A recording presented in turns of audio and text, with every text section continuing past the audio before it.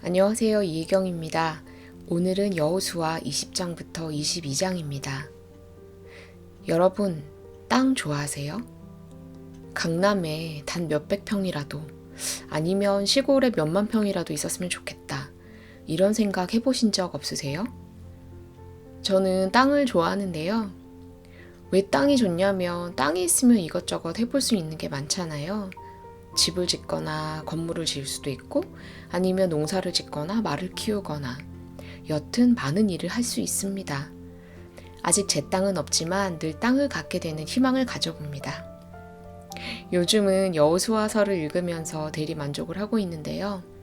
하나님이 약속하신 가나안 땅을 점령한 뒤 이스라엘 각 지파들에게 땅을 나누어 주는 이야기가 있습니다. 그 동편 경계는 여맨이 요단 끝까지요. 그 북편 경계는 요단 끝에 당한 해만에서부터 벳 호글라로 올라가서 벨 아라바 북편을 지나 루벤 자손 보안의 돌에 이르고, 또 아골 골짜기에서부터 드비를 지나 북으로 올라가서 강 남편에 있는 아둠민 비탈 맞은편 길가를 향하고. 15장에 보면 지파별로 취할 땅이 어디인지를 자세히 알려주는데요. 오늘 말로 하면 이런 느낌일 것 같아요.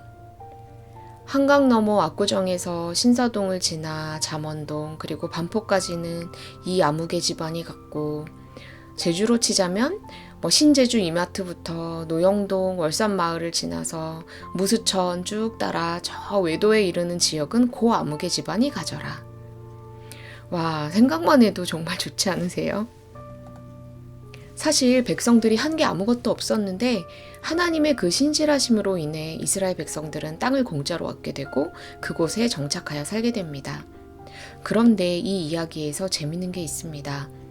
바로 이렇게 하나님이 그냥 주시는 공짜 땅을 마다하고 요단강 동편, 즉 요단강을 건너기 전에 지내던 땅에 살겠다고 했던 지파들이 있다는 겁니다. 바로 르우벤, 갓, 므낫세 지파 중 일부가 그 약속의 땅을 포기했습니다. 이들이 요단강을 건너 약속의 땅으로 들어가지 않고 그냥 요단강 동편에 머물겠다고 해서 그걸 모세가 허락했었고요. 대신 전쟁에 나가서는 같이 싸운다. 그렇게 해서 함께 싸운 뒤에 결국은 다시 요단강 동편으로 돌아가게 됩니다.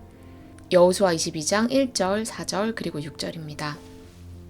그때 여호수아가 르우벤 사람과 갓 사람과 므낫세 반 지파를 불러서 그들에게 이르되, 이제는 너희 하나님 여호와께서 이미 말씀하신 대로 너희 형제에게 안식을 주셨으니 그런즉 이제 너희는 여호와의 종 모세가 요단 저편에서 너희에게 준 소유지로 가서 너희의 장막으로 돌아가되, 여호수아가 그들에게 축복하여 보내매 그들이 자기 장막으로 갔더라. 약속의 땅이면 하나님이 약속하신 젖과 꿀이 흐르는 땅이잖아요. 이 땅이 어떤 땅이냐면 모세가 그렇게도 들어가 보고 싶었던 땅이지만 하나님이 거절하시고 모세가 비스가 산 위에 올라가서 바라보는 것만으로 만족한 땅입니다. 예를 들어 남산타워에 올라가서 저 한강 이남을 바라본다고 생각해 보세요. 저쪽이 약속의 땅인데 나는 한강을 건너지 못하는 겁니다. 그렇게 원하던 땅인데 이 세 지파는 그냥 나는 강북에 있을래. 여기가 좋은 것 같아. 이러는 겁니다. 이해가 잘 안 되시죠? 일단 이스라엘 백성들이 다 같이 가나안 땅을 점령하러 들어가는 건데 나는 중간에서 빠지겠다고 하는 거니까 공동체로서의 사기가 저하될 것 같고요. 물론 함께 가서 전투를 했지만 그 가나안 땅을 점령하는 전투를 하면서도 사실 이 르우벤과 갓 그리고 므낫세의 반 지파가 열심히 전쟁을 했을 것 같지도 않아요. 어차피 이 땅이 내 땅이 될 것도 아니잖아요. 물론 이거는 순전히 제 생각이지만요. 여튼 함께이지만 함께이지 않은 그런 공동체의 관점으로 봤을 때는 뭔가 분열된 것 같은 그림인데요. 르우벤은 특히 맏아들이잖아요.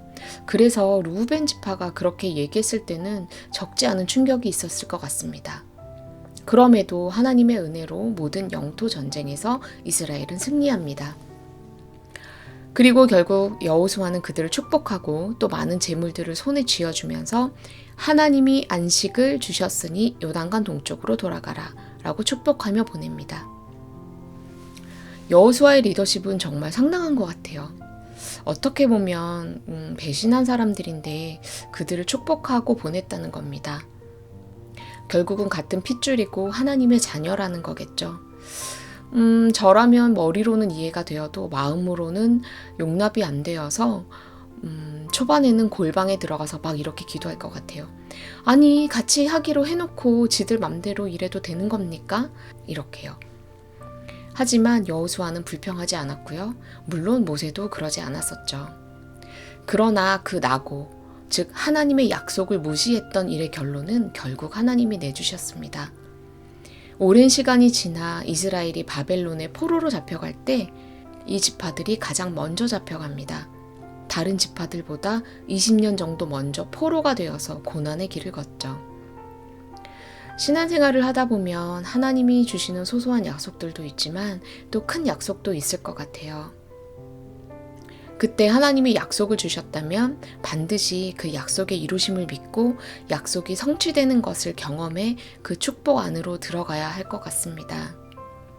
약속을 향해 가다가 뭐 이 정도면은 괜찮은 것 같아. 이 정도면 나는 괜찮아. 오케이. 라고 하면서 거기서 멈춘다면, 그래서 하나님이 주시는 그 약속의 땅에 들어가지 않는다면, 들어가지 않기로 결정한다면 하나님이 많이 실망하실 수도 있을 것 같아요. 오늘도 많은 생각을 하게 되는 하루네요. 행복한 하루 되세요. 감사합니다.